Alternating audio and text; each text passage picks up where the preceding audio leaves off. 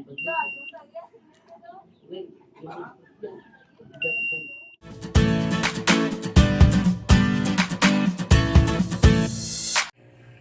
day guys and welcome back ulit sa ating channel for today's video, Kawasaki Fury 125. Ay bibigyan ko ng idea kung paano mag full wave ng kanyang stator. So nagkataon meron tayong full wave ng Fury guys. At ito ang ibagi ko sa araw na ito.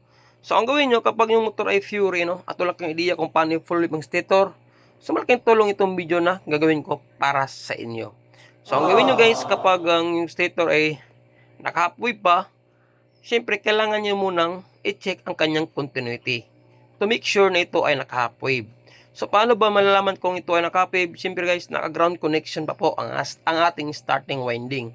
Ang ating starting winding ay nagsimula sa ground connection at tapos naman sa lighting at saka charging. So, para ma-full wave natin siya guys, ay need mo natin i-check ang kanyang continuity. So, kapag half wave pa, dapat may continuity ang ground, charging at saka lighting. So, yung ground connection ay yung maliit na terminal na malapit sa bolt sa right side na bahagi. Kung ito ang position nating stator.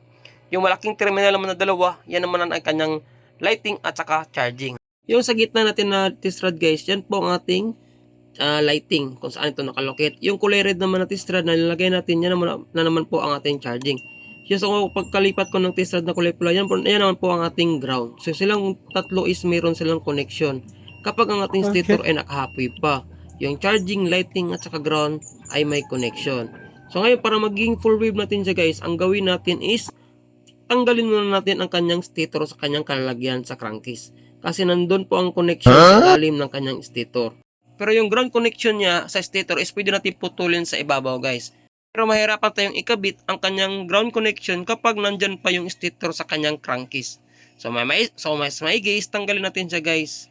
Tanggalin mo natin ang dalawang bolt na yan na tinuro ko, no? Gamit ang ating impact drive. So, mano-mano ating pagtanggal yan, guys. Doon kasi sa ilalim, nakalocate ang kanyang wire papunta sa kanyang socket. Yung kulay yellow, which is yung puputulin natin para makabit natin yung ground connection na pinutol natin sa kanyang stator. Para magiging full wave na siya, guys, at wala na siyang ground connection. So, nangyari, guys, ang starting winding natin ay nagsimula sa lighting coil at magtatapos naman sa white red na wire. So yan, malapit na matanggal ang ating stator guys. So kapag medyo mahirapan kayong baliktarin ang kanyang stator, tanggalin nyo rin ang kanyang pulser to make sure na mapabaliktad nyo ang kanyang stator guys. Kasi nandun po ang connection na wire na puputulin natin, yung kulay yellow. So yan. So kapag natanggal na siya guys, pwede na natin siyang putulin ang kanyang ground. So yan guys, naputol ko na yung ground. No? Yan, yung part na yan. Yan po ang ating puputulin. Yung nag-iisang wire na yan na-connect sa kanyang ground connection. Yung nasa arrow na yan guys. Kapag naputol nyo na ang ground niya guys, pwede na nyo na siyang tanggalin at unti-unting ikutin papunta sa wire ng kanyang, sa ilalim ng kanyang stator. So yung malaking na terminal yan guys, yan po ang kanyang charging at lighting. Huwag nyo na siyang pakialam pa. Kundi yung ground connection lang ating puputulin at wala ng iba pa. So pwede na nyo siyang baliktarin guys. So yan. Sisikotin lang natin yung magnetic wire na pinutol natin. So yung ground na yan guys, ang pinutol natin na wala na kayong ibang pang puputulin kundi ang kanyang ground connection lang para magiging full wave na ang ating stator. Ganun lang po kadali guys. Tapos unti-unti yung tanggalin ang kanyang magnetic wire na yan at pupuntahin nyo sa wire na na-connect sa kanyang socket. So yan guys. So kapag meron kayong makitang kulay white, red at saka yellow, ang gawin nyo guys is yung yellow na wire na yan nasa arrow ang puputulin nyo. Kasi makita kayo yung kulay yellow. So wag nyo putulin yung kulay red, white kasi yan po ang ating charging na connection papunta sa ating regulator. Ang yellow na wire lang kasi yan po magiging starting winding natin kapag full wave ng ating stator guys. So ang kaputol naman niya na papunta sa ating stator is wag nyo na siyang pakialaman pa. Kundi yung kaputol na wire papunta sa socket sa itaas ng stator papunta sa ating regulator ang dudugtungan nyo sa magnetic wire na pinutol natin. So ganun lang po kadali guys kung paano i-full wave ang Kawasaki Fury 125 na stator coil. Basta tandaan nyo lang guys, no? Siyempre kung meron kayong gustong itanong at siyempre maliwanagan sa ginawa nating video, is mayroon kayong mag-iwan ng comments sa baba. Huwag kalimutang mag-like at subscribe guys kung sa tingin ng video itong ginawa natin ay malaking tulong sa pagresolba sa problema ng inyong motorsiklo. So yan, balatan mo natin ng kanyang harness guys, no? kapag nahirapan kayong sikutin ang yellow na wire na yan. Kasi kaunti lang espasyo. Medyo may kadiliman ng ating video guys kasi guys, mga hapon na rin ang tinabaho natin ang motor na ito. So, ilawan muna natin kaunti ang ating camera. So, yan. Yung kaputol na magnetic wire na yan, at syempre yung kaputol na yellow na wire na yan guys, yan naman ang ating pagdudugot. Padudugtungin para maging full wave ng ating stator.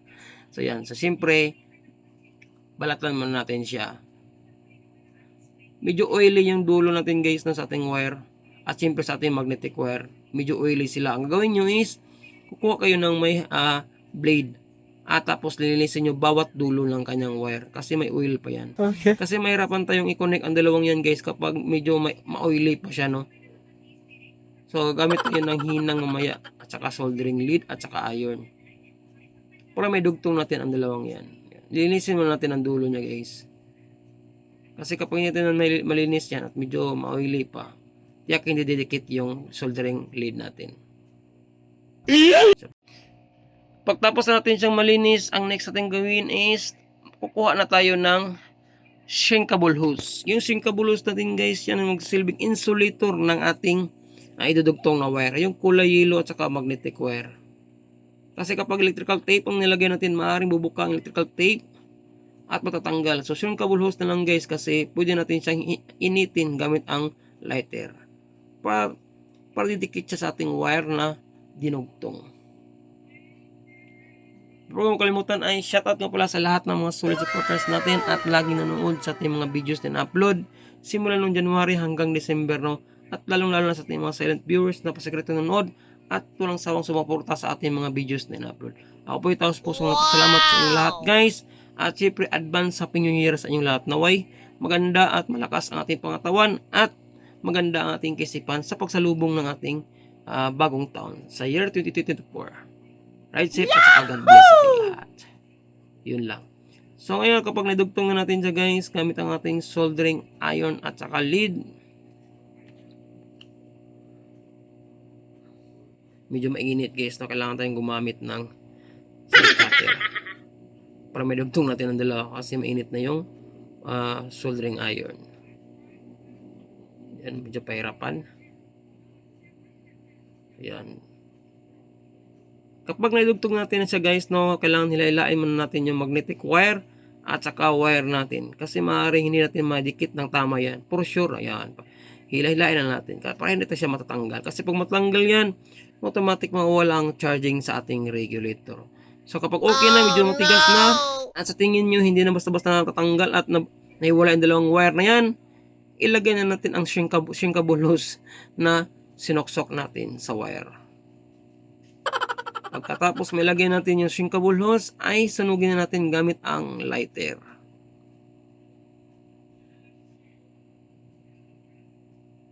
Siyempre, para malinis tingnan ang ating trabaho guys at para walang nangyayari, yung kinat natin na wire na kulay itim na yan, ay ibalot natin pabalik sa kanyang wire na dinugtong natin sa magnetic wire at saka sa wire na papunta sa kanyang socket para malinis ang tingnan.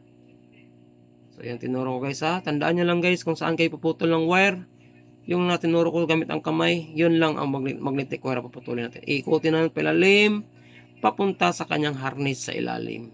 Ganun lang po kadali kung paano i-full wave ang stator ng Kawasaki Fury 125. So ibalik natin yung kinat natin na harness na wire yan guys. No? Hindi pala yung plastic na yan na nakabalot sa kanyang wire.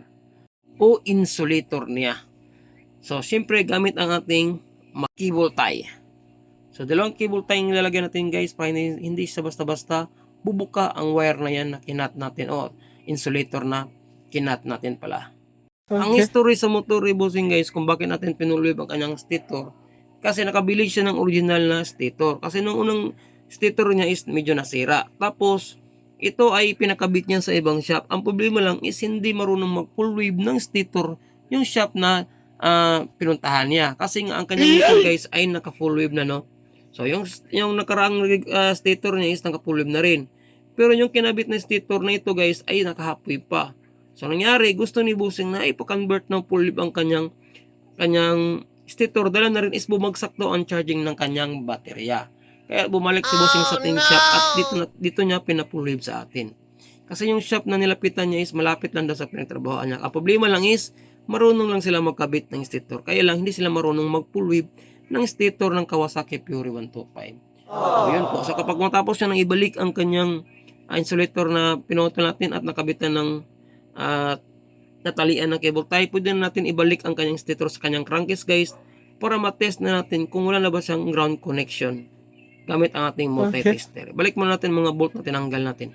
Dapat ang may connection na niyan guys is yung charging at saka lighting na wire sa kanyang socket at yung dalawang malaking terminal na yan sa kanyang stator. Yung maliit na terminal na nagsilbing ground connection is wala na siyang connection guys. Once na full wave na natin ang stator. Yun na palatandaan guys na naging successful ang ating pagkat ng ground connection at naikabit natin sa yellow wire papunta sa kanyang socket. So check natin guys. Kahit baliktarin natin ang dalawang test rod na yan ay okay. Ang importante is makuha natin ang continuity reading ng ating tester. So sa malaking terminal tayo, normal meron siyang continuity guys. So sa ground wala siyang continuity. So sa ground to ground is meron siyang continuity guys. Pero yung malaking terminal na yan at saka yung maliit is wala siyang continuity. Yun no? Wala diba? Pero kapag yung dalawang malaking terminal na yan guys, yung sa lighting at saka charging is meron siyang continuity. Try natin. Yun o, meron siyang continuity, di ba? Pero sa ground, wala na siya guys, yun o. Walang reaction. Pero kapag ground to ground, normal may reaction yan. Pero yung line to ground is wala siya. Ang mangyari is, line to line na ang connection natin guys. To make sure is merong connection ng ating socket is punta tayo sa socket at titest natin ang continuity ng dalawang wire na yan. Dapat meron silang continuity, pero walang continuity po sa line to ground kasi nga is line to line na siya. At naka-full wave ng ating stator. So itong dalawang linya na to guys, kahit baliktarin natin lagay ang tester, dapat meron siyang reading. So try natin check. Line to line.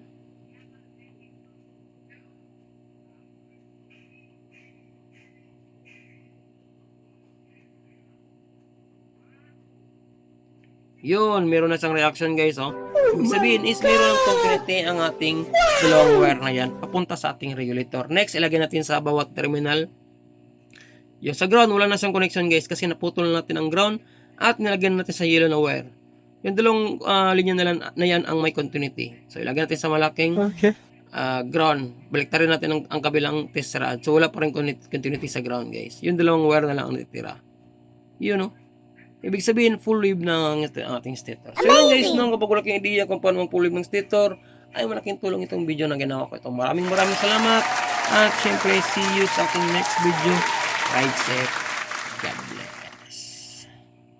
Ayos.